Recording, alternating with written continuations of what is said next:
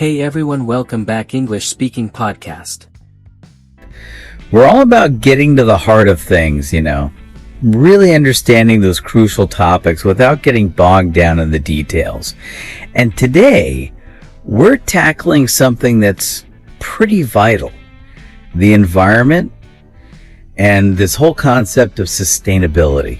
Absolutely. It's a big one, isn't it? And we've got some fascinating material here that breaks it all down in a really clear way.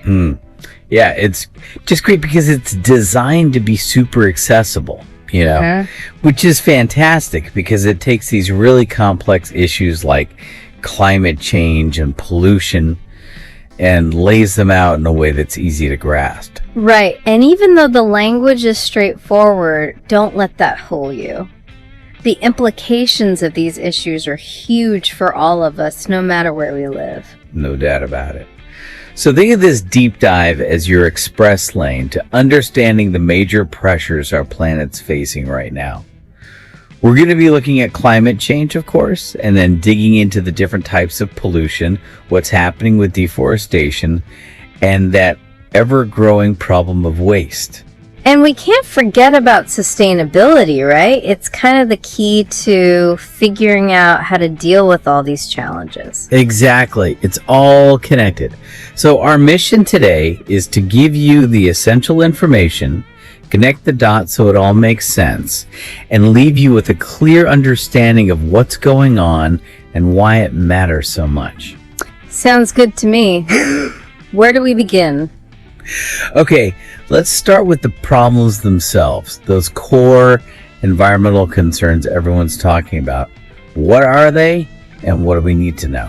All right, well, let's kick things off with climate change. One of the most interesting things about climate change is how it connects the Earth warming to all the things we do every day. Driving cars, running factories, and using fossil fuels. Yeah, it's like our everyday actions have these global consequences. Exactly. And a big part of that is the release of gases, especially carbon dioxide. These gases act like a blanket, trapping heat in the atmosphere. Right, it's like the greenhouse effect. Yeah. And it's not just about things getting a little warmer, it's causing all sorts of changes in weather patterns. Right. Oh, absolutely. We're seeing more extreme weather events, intense heat waves, heavier rainfall, stronger storms, and then there's the melting of ice at the poles, which is leading to rising sea levels. It's pretty scary stuff. Even a simple sentence like, I think climate change is a big problem because it makes summers hotter and winters shorter, really drives home the impact. It's not just some abstract concept.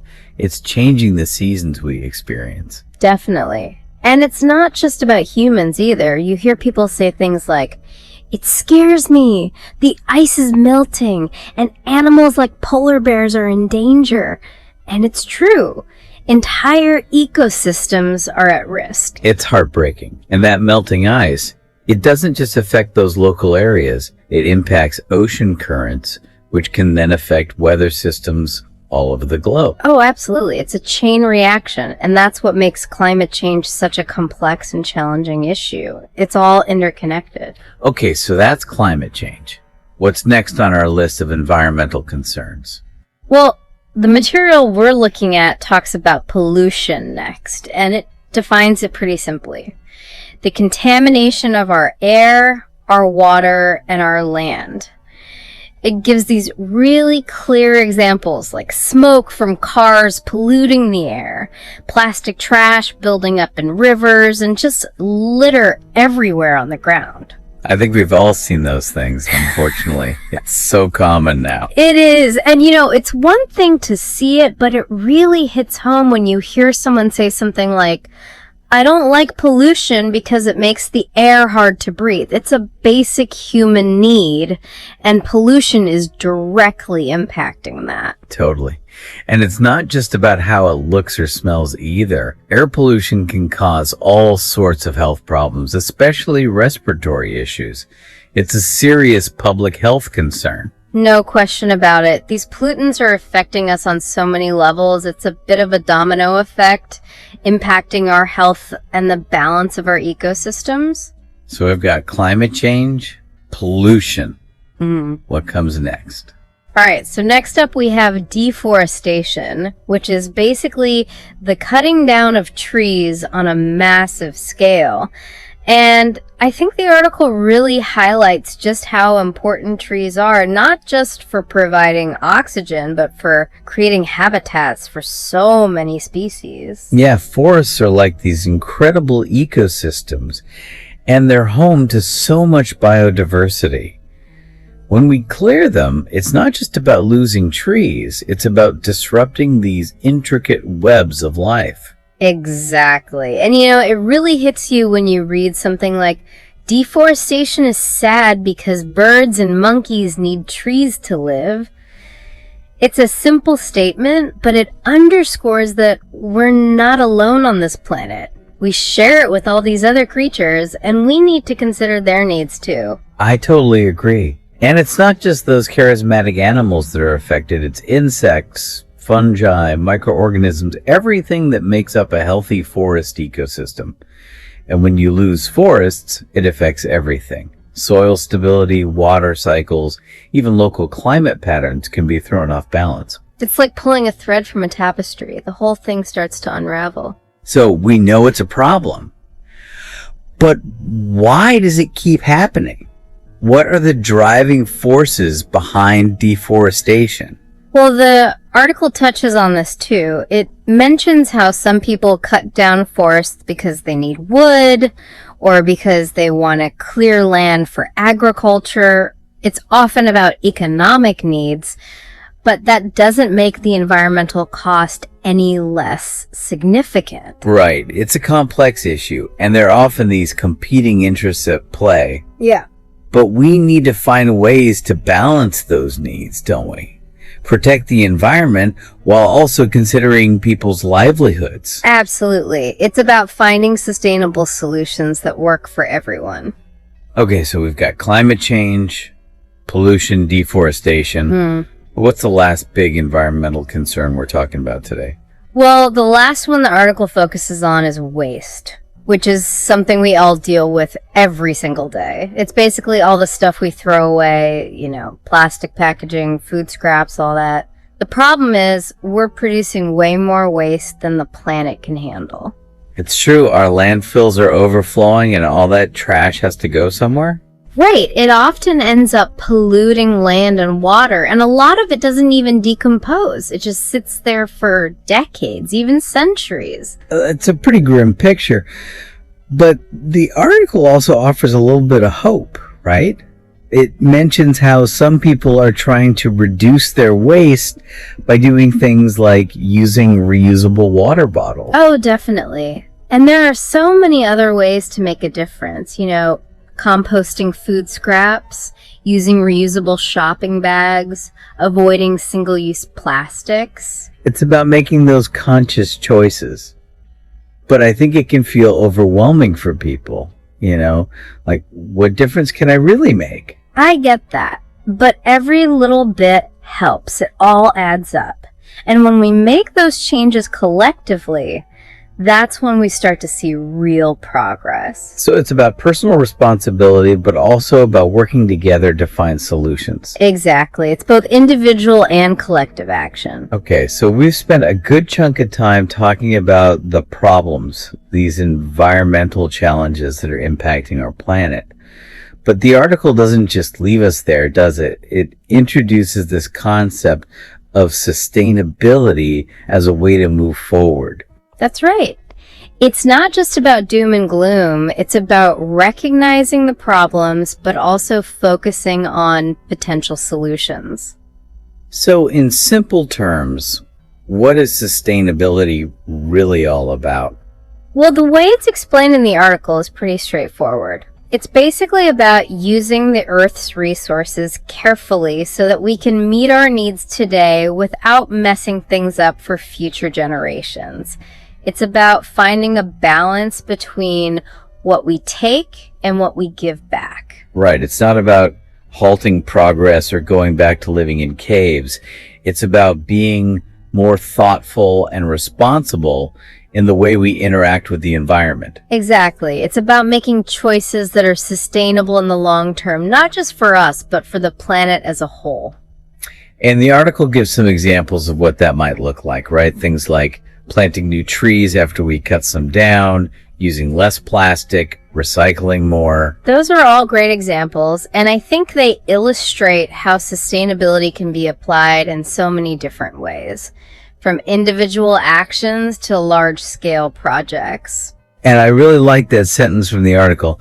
Sustainability is important because I want my children to enjoy clean air and green forests. It makes it so personal, you know. It connects this big concept to something we all care about, the well-being of our children and future generations. It really does.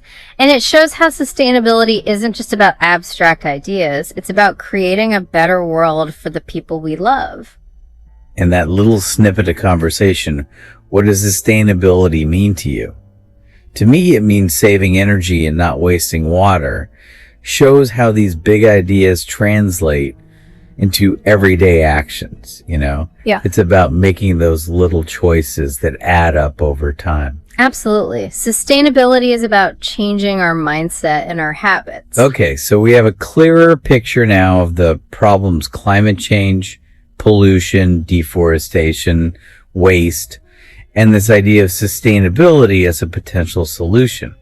But I think it's worth taking a moment to address the listener directly here. You know, why should they care about all this? That's a great point. Sometimes these issues can feel so big and distant, like they don't really affect our daily lives. But the truth is, we all live on this planet, and its health directly impacts our own well-being. Exactly. And the article makes that clear. It says, this planet is our shared home. It's a simple statement, but it really drives home the point that we're all in this together. We are. And we're already seeing the consequences of environmental damage all around us. Air quality is declining in many places. Some regions are facing water shortages, and extreme weather events are becoming more frequent and intense. It's like a wake-up call, isn't it? We can't just ignore these problems and hope they'll go away. We need to take action. We do. And it's not just about protecting ourselves either. We have a responsibility to the other living beings on this planet. You know, plants, animals, all the incredible biodiversity that makes Earth so special. That's right. We're part of a larger ecosystem. And when one part of that system is damaged, it affects the whole. And I like how the article puts it. I care about the environment because I love swimming in clean rivers. It highlights that personal connection to nature and how environmental health allows us to enjoy the things we love. It's a great way to personalize it, you know? Yeah. Because it's true for so many of us. We care about the environment because it allows us to experience the beauty of nature, to breathe fresh air, to drink clean water. Those are pretty fundamental things, wouldn't you say? Absolutely. And that's what that little dialogue in the article emphasizes too. Why do you think we should care about nature? Because if we don't, we won't have fresh food or clean water someday. It boils it down to our basic needs for survival. So it's not just about saving the planet in some abstract sense. It's about ensuring that we can continue to live healthy, fulfilling lives. Exactly. It's about securing our future. Okay, so we've talked about the problems, the concept of sustainability, and why it all matters to us personally. But I think one of the most helpful things about this article is that it provides some real-world examples of sustainability in action. I agree. It's one thing to talk about these concepts in theory, but it's much more inspiring to see how they're being put into practice. Exactly. So what are some of those examples that stood out to you? Well, the first one that caught my eye was the increasing use of reusable shopping bags. Yeah. You know, many places have banned or started charging for single-use plastic bags, which has really encouraged people to switch to reusable alternatives. It's amazing how such a simple change can have such a big impact. And the article captures that nicely with the sentence, "I like using reusable bags because they stop plastic waste." It's straightforward, but effective. It is, and it's a great example of how individual actions can make a difference.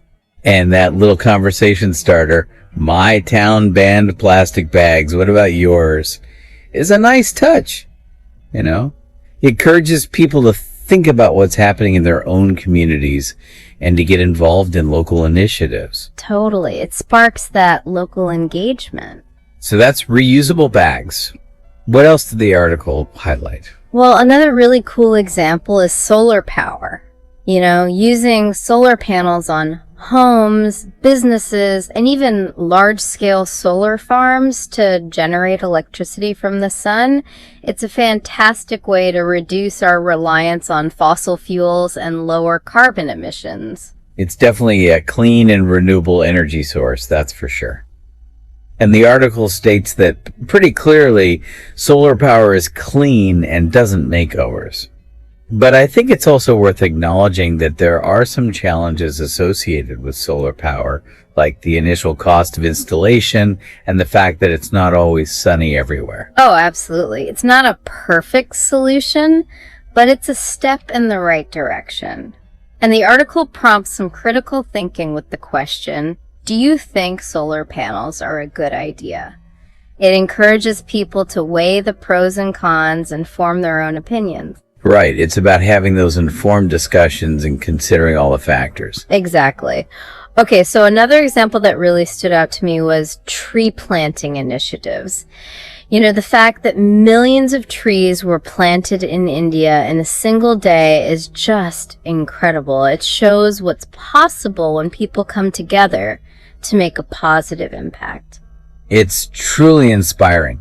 And the simple statement, "Planting trees helps animals and makes the air better," highlights those tangible benefits that everyone can understand. It does. And then the article poses this question, have you ever planted a tree?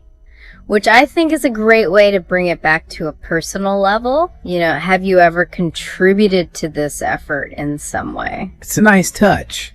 And it's something that anyone can do, even if it's just planting a tree in their own backyard. Exactly. It's about participating in solutions no matter how small. Okay, what's the last example we're going to talk about? Well, the final example the article highlights is recycling programs. And it specifically mentions San Francisco as a city with a particularly impressive system. They're doing a great job of diverting waste from landfills and conserving resources. San Francisco's commitment to recycling is definitely something to admire. And the article emphasizes the simplicity and effectiveness of recycling with the sentence, "Recycling is easy and saves resources." But I think it's also worth pointing out that not all recycling programs are created equal. And it's important to educate ourselves about what can and cannot be recycled in our own communities. Oh, absolutely. It's about being informed and making sure we're recycling correctly. And that last little question, does your school have a recycling bin, is a great way to bring it back to that everyday context. It encourages people to look around and see what recycling resources are available to them. It's about taking that awareness and turning it into action. Okay, so we've covered a lot of ground today. We've explored the major environmental challenges facing our planet: climate change, pollution, deforestation, and waste. We've also learned about the concept of sustainability and how it can help us address these issues. And we've seen some really inspiring real-world examples of sustainability in action, which I think gives us hope that positive change is possible. I agree. It's not all doom and gloom. There are things we can do, both individually and collectively, to create a more sustainable future. Exactly. It's about taking action and working together. And I think the article does a great job of highlighting some of the key vocabulary that's important for understanding these issues. Terms like nature, recycle, pollution, energy, reusable waste, forest, carbon dioxide, or co-Euro sustainability, and climate. Those are all essential terms, and having a clear understanding of them allows us to engage in more informed conversations about these topics. It's about building that shared vocabulary so we can all be on the same page. Exactly. Okay, well, as we wrap up this deep dive into environmental concerns and sustainability, we want to leave you with one final thought. We've seen how individuals, communities, and even entire cities are making conscious efforts towards a healthier planet. So, as you go about your day, think about those diverse examples of sustainability in action, from something as simple as using a reusable bag to large-scale solar projects and robust recycling programs. What's one small change you could consider making in your own life to contribute to a more sustainable future? It doesn't need to be a monumental shift, just one small step, maybe even starting today. It's about recognizing that even small individual actions, when multiplied across many people, can have a huge collective impact. And that's what gives me hope. Me too. Thanks for joining us for this deep dive. We hope it's given you some food for thought and inspired you to take action. Until next time. Ever think about how much those old stories, from way back when, still kind of shape our world today? Yeah, it's pretty amazing. It really is. Welcome to the deep dive where we, you guessed it, we dive deep into fascinating topics. And today, it's all about major historical events. Awesome. I love history. Me too. The really cool thing is the material we're using, it's actually from a collection for English language learners. Oh, interesting. But the insights, seriously fascinating for anyone who wants to understand, how we got to where we are now. I bet. Our mission today is pretty straightforward. We're going to pull out those key facts and insights from these historical turning points. Think of it as a shortcut to get why they matter, without getting totally lost in the weeds. I like shortcuts. Who doesn't?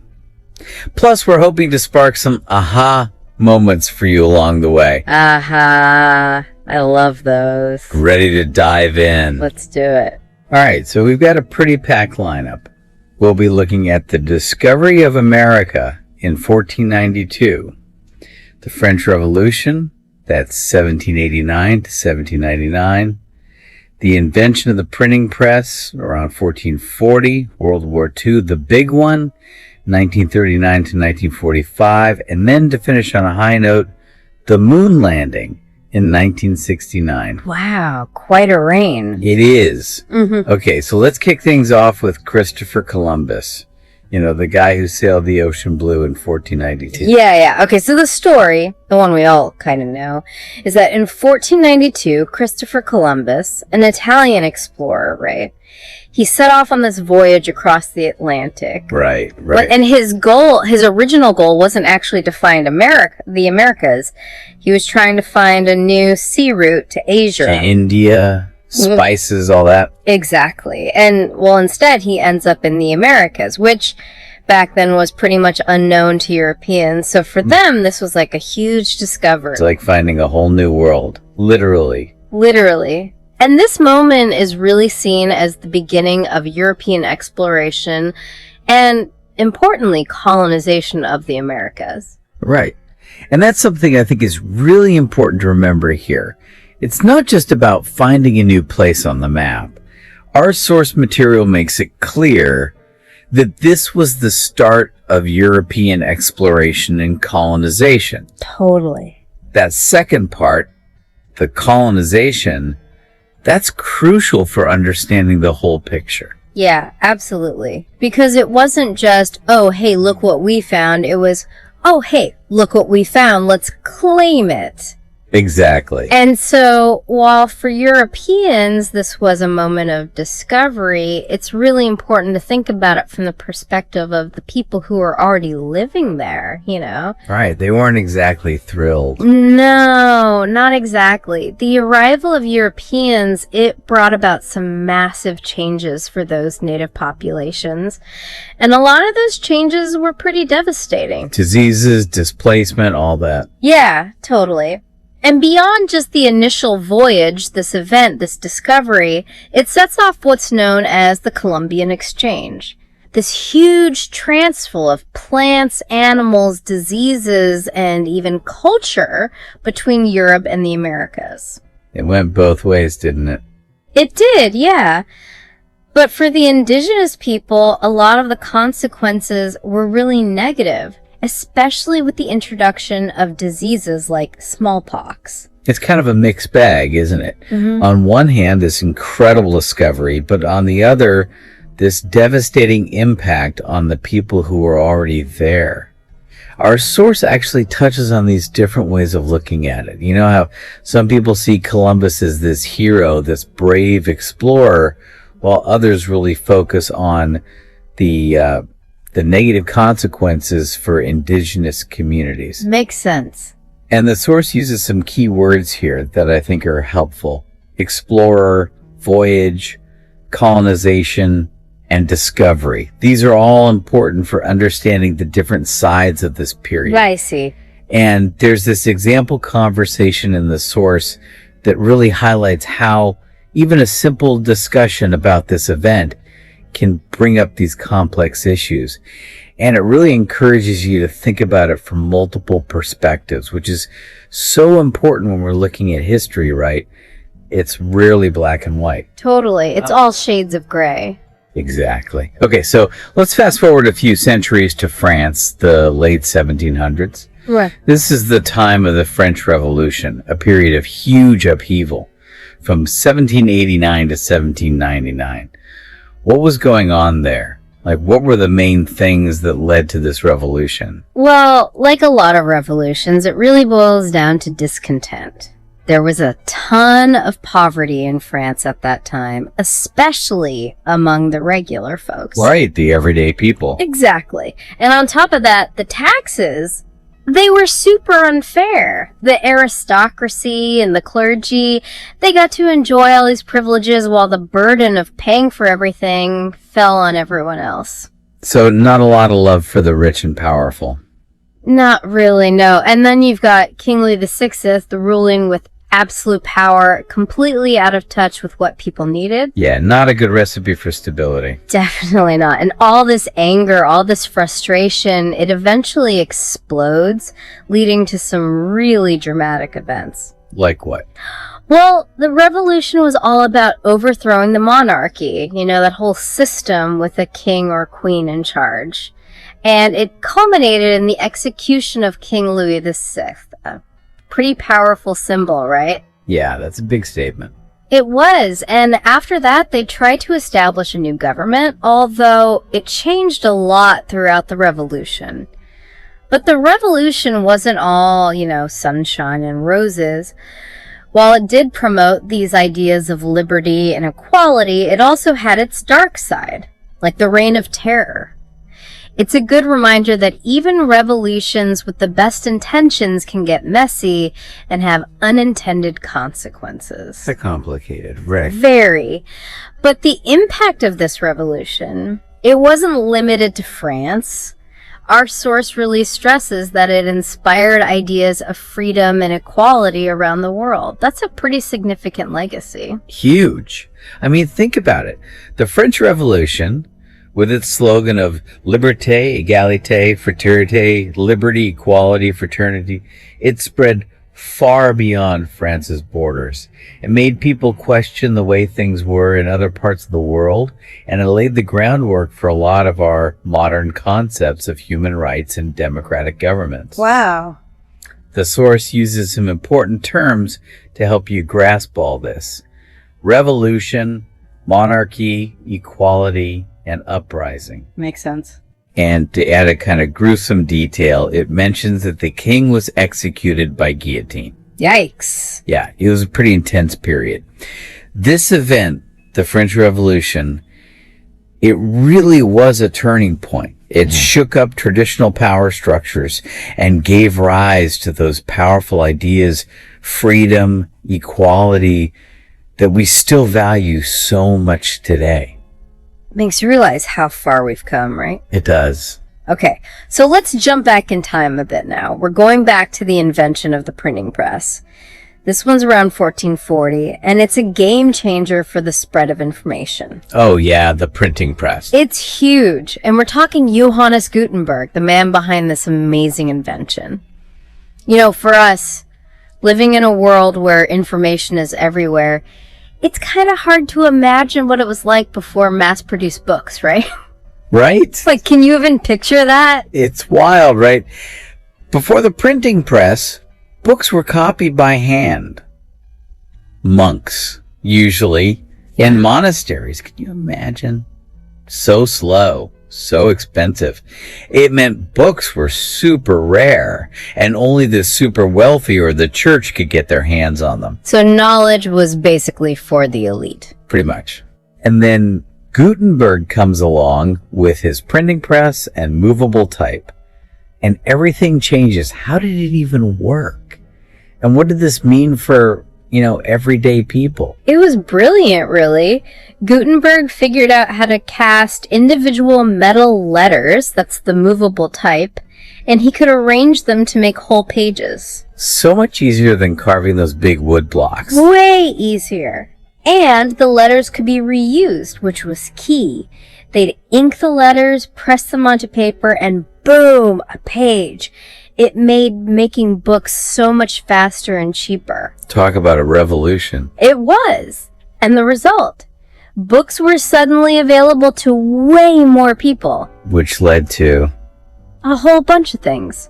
Our source highlights how knowledge spread more easily, education grew, and it even fueled big cultural movements like the Renaissance and the Reformation. It's incredible how one invention can have such a massive ripple effect. I know. It's like dropping a pebble in a pond and watching the waves spread out. Perfect analogy. So the printing press, it helped spread new ideas and different points of view. It gave people the power to learn and think for themselves, which led to a real blossoming of the arts and sciences during the Renaissance.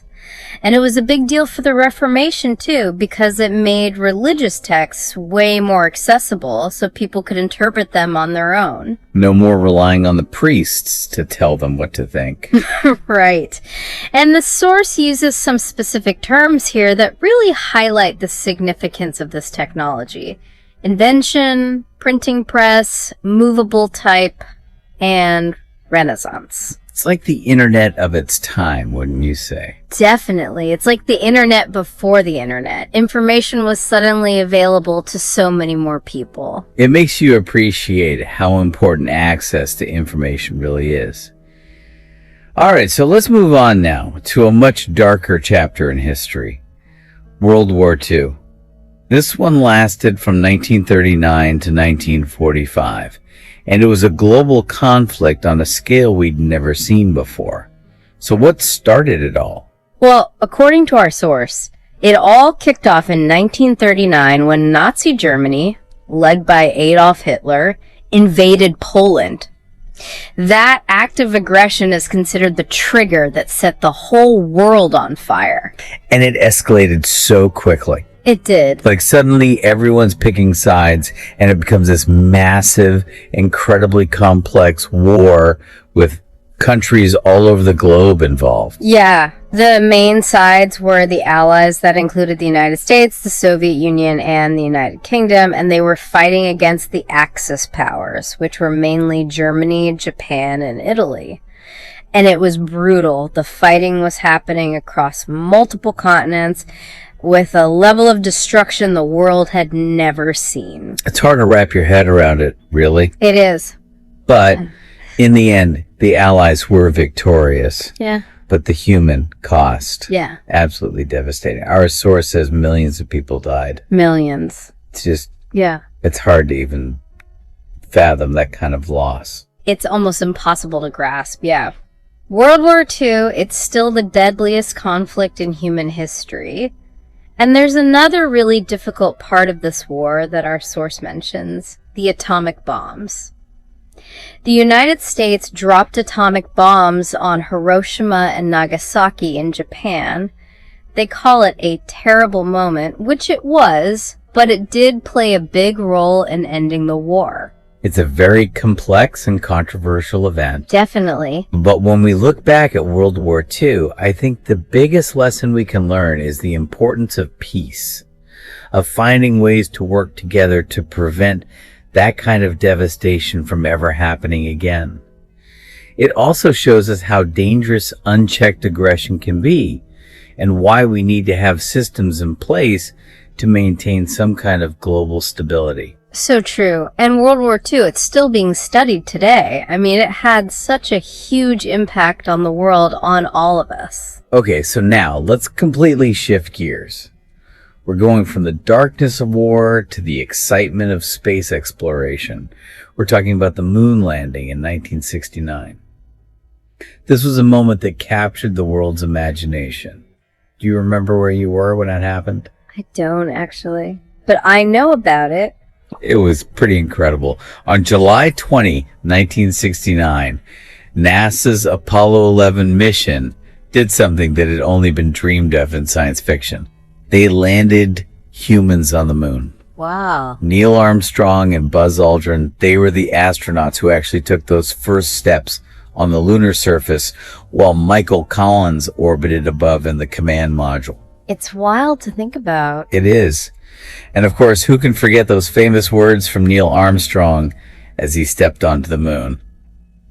That's one small step for man, one giant leap for mankind. Such a powerful quote. It really sums up the magnitude of that achievement for everyone, for all of humanity. It was an incredible feat of engineering, scientific innovation, and just pure human courage. The source highlights it as a huge achievement in space exploration, proving that we could do things that seem impossible. So inspiring. The source uses some key words here that I think are really fitting. Astronaut, lunar, mission, and achievement. They really capture the spirit of this whole endeavor. Yeah, they do. I don't know about you, but it gives me a real sense of hope for humanity, you know? Totally. Like, if we can put people on the moon, what can't we do? It's true. Okay, so we've covered a lot of ground today, from voyages of discovery to revolutions, from the power of the printed word to the horrors of war and the wonder of space exploration. You know, it's really amazing to see how these seemingly different events, they're all connected in some way. I agree. And our source, it actually gives some really helpful tips for talking about history. I think these are useful even if you're not learning a new language. It's about how to understand these kinds of events and how to talk about them in a way that makes sense. Good tips are always welcome. Definitely. So what are some of the main takeaways for our listeners? Well, one of the most important things is to get the basics down. Yeah. When and where did the event take place? That sets the scene, you know? Right. And then it's about adding those details, who was involved, what exactly happened. That helps you build a clearer picture. Right. It's about creating that context. Yeah. Exactly. And then the source stresses the importance of explaining the impact. Why did this event matter, both back then and now? It helps us understand the significance of it all. It's like connecting the dots between then and now. Precisely. And on a practical level, for actually talking about these things, it suggests using connecting words like then, because, and so. Those are good for keeping things organized. Yeah, they help create a smooth flow, especially when you're describing a sequence of events or explaining how one thing led to another. And don't be afraid to ask questions. It's a great way to keep the conversation going and to explore different aspects of the event. It shows you're really engaged, you know? Absolutely. And another thing to remember for both understanding and talking about history is that we mostly use past tenses, although the present tense can be used when talking about the lasting effects of something. Good point. It's all about those subtle nuances. Okay, so we've come to the end of our historical deep dive. We've traveled through some truly significant moments in history, from Columbus's first voyage to the Americas to revolutions that changed the course of nations, from the power of the printing press to the devastation of World War II and the incredible achievement of the moon landing. We've unpacked a lot of information and thought about why these events still matter today. We have. And I hope you've gained a deeper understanding of these pivotal moments and maybe even had a few of those aha moments we were talking about. But here's a question for you to ponder, something to keep thinking about even after we sign off. Out of all the events we discussed, which one do you think had the most profound impact on the world we live in now? And why? Or maybe there's one that sparked your curiosity more than others, something you want to delve into further. So many questions. History is full of them, but that's what makes it so fascinating. Thanks for joining us on this deep dive. Keep exploring, keep learning, and keep those aha moments coming.